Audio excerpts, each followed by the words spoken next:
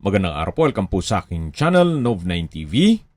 Patalasasan po, meron po ba kayong mga properties na napapabayaan or non-performing assets? Plan nyo ibenta, pero wala kayong oras pagbenta nito. Kung ito'y pagkakatiwala nyo po sa amin, tawag lang po kayo sa aking numero, usap po tayo, gawan ko po ng video for free. Yes, libre po. Wala po kayong babayaran. Tutulungan pa namin kayong mabenta ang inyong property. Kami na po bala sa marketing, sa boosting, pati po sa paid advertisements, even sa tripping. Hindi na po kayo mapapagod sa pag-entertain ng mga buyers. Kami na po bala sa lahat. Tawag lang po kayo.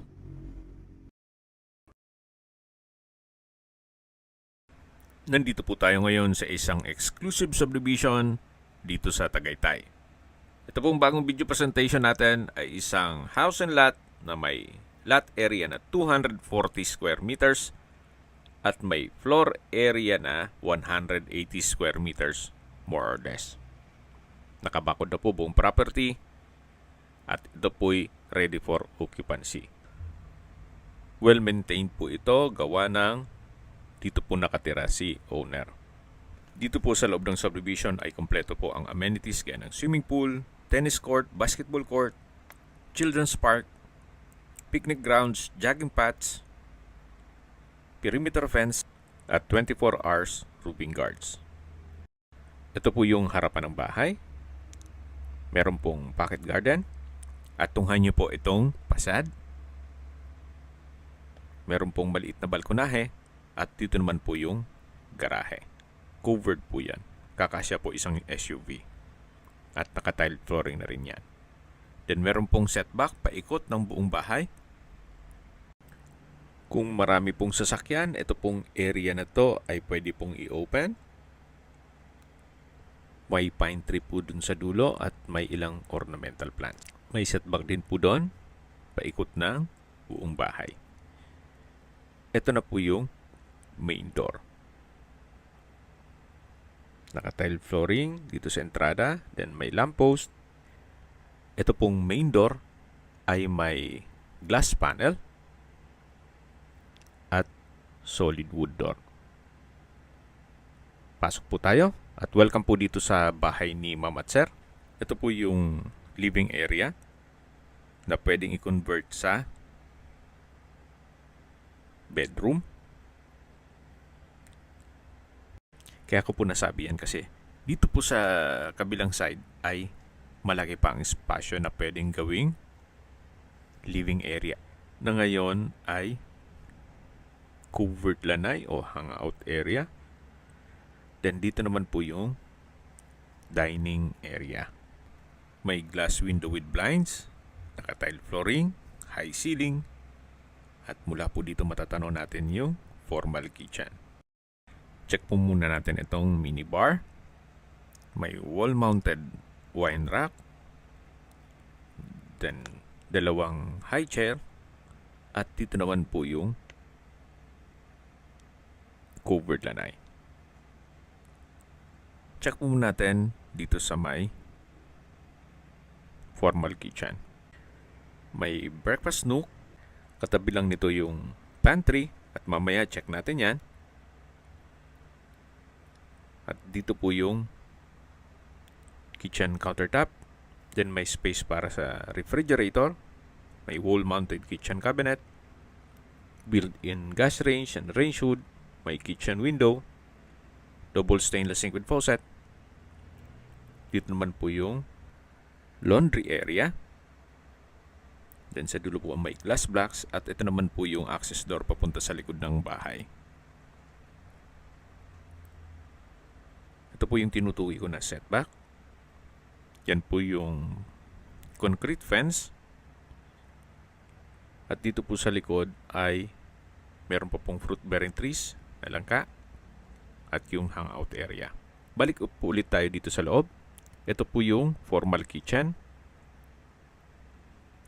Yan po yung breakfast nook.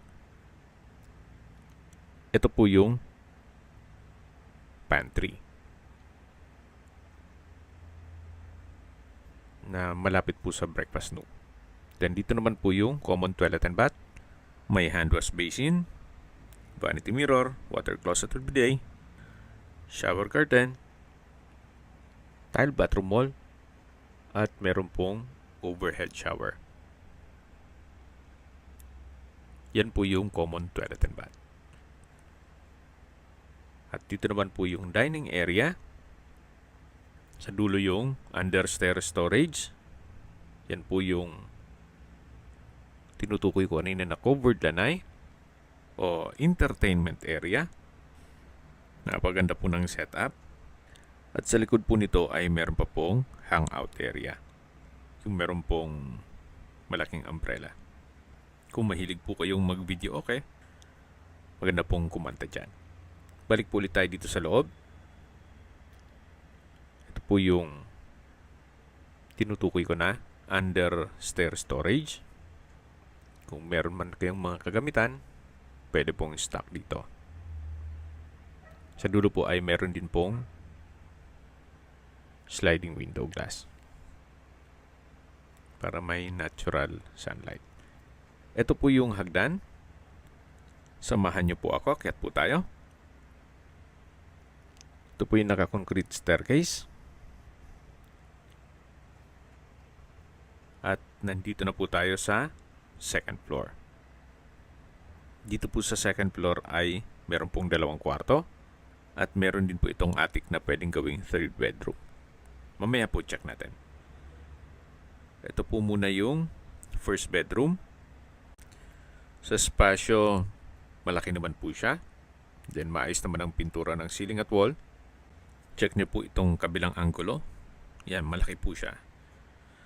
Then meron din pong glass window with curtain at may sariling toilet and bath. Meron din po siyang walk-in closet. May drawer. From floor to ceiling po itong wardrobe. At ito naman po yung toilet and bath. May bathroom countertop, vanity mirror, hand wash basin, water closet with bidet, shower curtain, may hot shower set, tile bathroom wall, at bathroom window. Ito po yung toilet and bath dito sa first bedroom. Then sa dulo po ay may wooden shelves na pwede pang lagyan ng mga gamit at lalabas na po tayo. Ito po ulit yung hallway at ito naman yung second bedroom. Maliwalas po siya, maraming glass windows or customized glass windows at meron din pong access dun sa maliit na balkonahe. Check na po natin itong toilet and bath at walk-in closet. May drawer, then wooden shelf, at ito po yung toilet and bath. May hand wash basin, tile bathroom wall, vanity mirror, water closet with bidet, tissue holder, bathroom window with curtain. Ito naman yung shower na may hot shower set at bathroom window. Yung 2 kwarto po ay meron pong kanya-kanyang toilet and bath. Okay, labas na po tayo. Ito po ulit yung hallway. Then pag diniretso natin yung hagdan, may staircase window. At ito naman po yung papunta sa attic. Okay, akyat ulit tayo. Ito naman pong attic ay malaki naman po ang espasyo. Kung gagawin pong 2 kwarto, posible pa. Ito pong isa at dito naman sa kabila. So, depende po sa inyo kung anong magiging use nyo dito. Actually, kung marami naman kayong gamit, pwede naman dito ilagay yung mga kagamitan. Okay, sa distance, location at travel time portion na po tayo.